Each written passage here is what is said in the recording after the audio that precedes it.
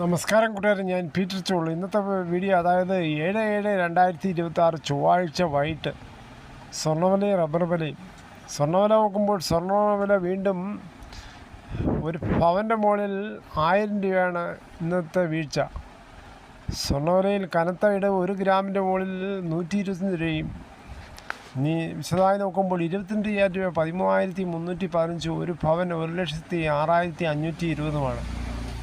അതുപോലെ 24,000 14,526, ഒരു പവൻ 1,16,208. അതുപോലെ 18 ക്യാരറ്റ് രൂപ 10,896, ഒരു പവൻ 87,152. ഇതാണ് വൈകിട്ടത്തെ സ്വർണ്ണവില. സ്വർണ്ണം വാങ്ങിക്കാൻ പോകുമ്പോൾ സ്വർണ്ണത്തിൻ്റെ പരിസ്ഥിതി ഉറപ്പാക്കി വാങ്ങിക്കാൻ ശ്രമിക്കുക. ഹോർമുസിൽ വീണ്ടും എണ്ണക്കപ്പലിന് നേരെ ആക്രമണമുണ്ടായെന്ന വാർത്ത ക്രൂഡ് ഓയിൽ വില ഉയർത്തിയിട്ടുണ്ട്. അതേസമയം സംസ്ഥാനത്തെ വെള്ളിയുടെ നിരക്കിൽ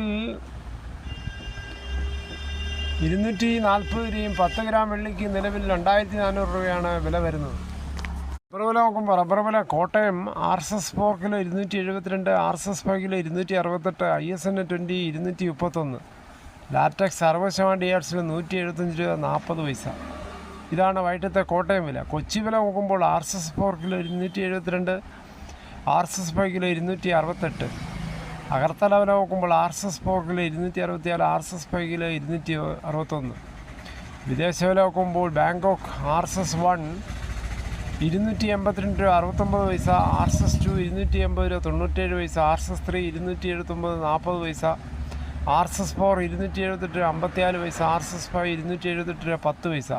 ഇതാണ് വൈകിട്ടത്തെ റബ്ബർ വില.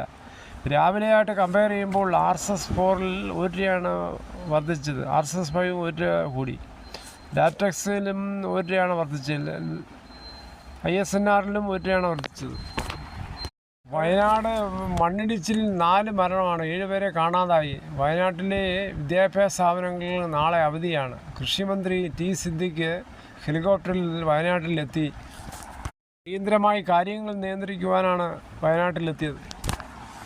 മണ്ണിടിച്ചിൽ രക്ഷാപ്രവർത്തനങ്ങൾ ഊർജിതമായി തുടരുകയാണെന്ന് റവന്യൂ മന്ത്രി AP അനിൽകുമാർ. മണ്ണിനടിയിൽ ആരെങ്കിലും അകപ്പെട്ടിട്ടുണ്ടോ എന്ന് കണ്ടെത്തി അവരെ എത്രയും വേഗം രക്ഷപ്പെടുത്തുന്നതിനാണ് ഇപ്പോൾ മുൻഗണന നൽകുന്നതെന്ന് മന്ത്രി AP അനിൽകുമാർ പറഞ്ഞു.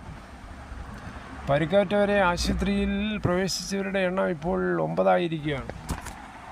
തുരങ്കപാതയുടെ നിർമ്മാണം നടക്കുന്നിടത്ത് കൂട്ടിയിട്ടിരുന്ന മണ്ണ് മാറ്റാൻ നിർദ്ദേശം നേരത്തെ കൊടുത്തിട്ടുണ്ട്. ഇതൊരു വീഴ്ചയുടെ ഉദാഹരണമാണ്. തുരങ്ക നിർമ്മാണവുമായി മുന്നോട്ട് പോകുമ്പോൾ കൂടുതൽ ജാഗ്രത പുലർത്തണം. അതിന് രക്ഷാപ്രവർത്തനങ്ങൾ വേഗത്തിൽ നടക്കട്ടെ. ഇതോടുകൂടി ഈ വീഡിയോയുടെ പൂർണ്ണമാകുന്നു. ഇത്രയും സമയം ക്ഷമയോടെ കേട്ടിരുന്നത് വളരെയധികം നന്ദി.